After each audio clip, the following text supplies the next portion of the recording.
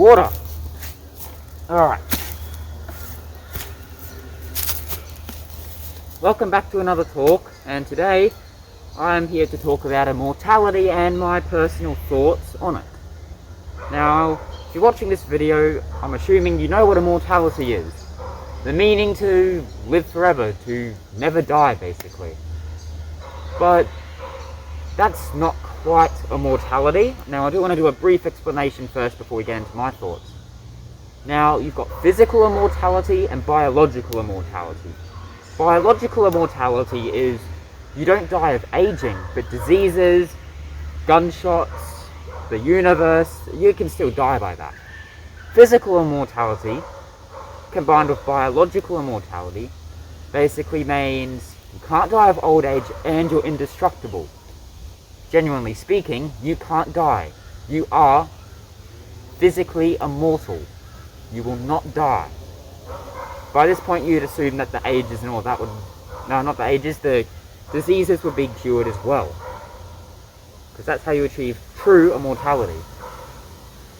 And I'll be honest, I think, at the very least, that biological immortality is possible.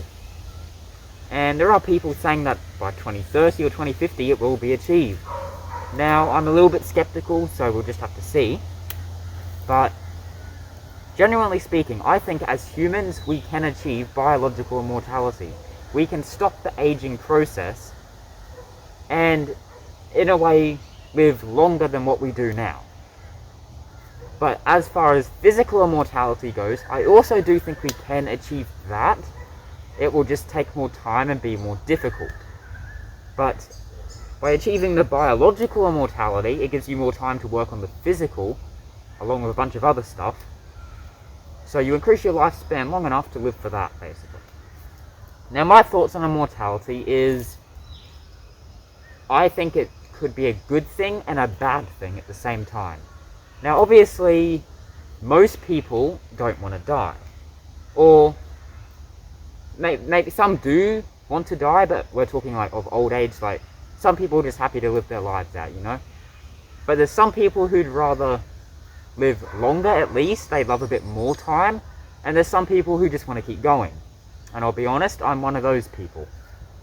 Now, I feel as of right now, to do what I would want to do in my lifetime, the general lifespan I have at this current time, it's not quite enough in my eyes to do everything I want to do. I want to travel and I want to see all these cool places around the world and the universe, but in my current mortality and lifespan, I'd be lucky to even go into space. So, it's not ideal, but I guess you just go with it. But if there was a immortality option, I would take it, yes. Me and beautiful partner, we'd both take it, because there's a lot of things we want to do that we just don't have the time for in our current lifespan, which kind of sucks. Now, there is a bad side to this, of course, and what you're probably thinking is overpopulation, but I don't actually think that's the case. Because the current generation now is having less children due to it being less favourable. And I can understand that because I myself don't want children. Now, that's pretty much a problem solved. Say this was the generation that became immortal, and they don't have any children, then it's not really going to be an issue, because at the end of the day we're going to be left with a bit of a smaller population, but overall it's going to stay roughly the same. And by the time, yes, there'll be still people having kids, of course, but by the rate we're going, I'm expecting us to go to the moon, the Mars, and beyond, so there'll be more than just one world. Hopefully. Now, the bad side to it, what I think is the actual bad side, is you've got the bad people of the world, I guess. You might know what I mean by that. But there's a few corrupt people out there in power, not in power, that you wouldn't quite want to be sticking around. Which is why I feel if there were to be immortality, there'd have to be a way to switch it off, and basically that's your punishment. If you're immortal and you do bad things, you lose your immortality and you are faced with being immortal and death. I think that would be a fair punishment. And I guess that kind of solves that option. But that could also cause, and knowing our world right now, that you'd have to pay monthly fees to stay immortal. Otherwise you're stripped of your immortality. And to be honest, I can see that being a possibility if it were to become a thing. Or being at a very high price for the only very wealthy. Which is probably going to be a bad thing, considering they seem to get a little greedy, just to put it lightly.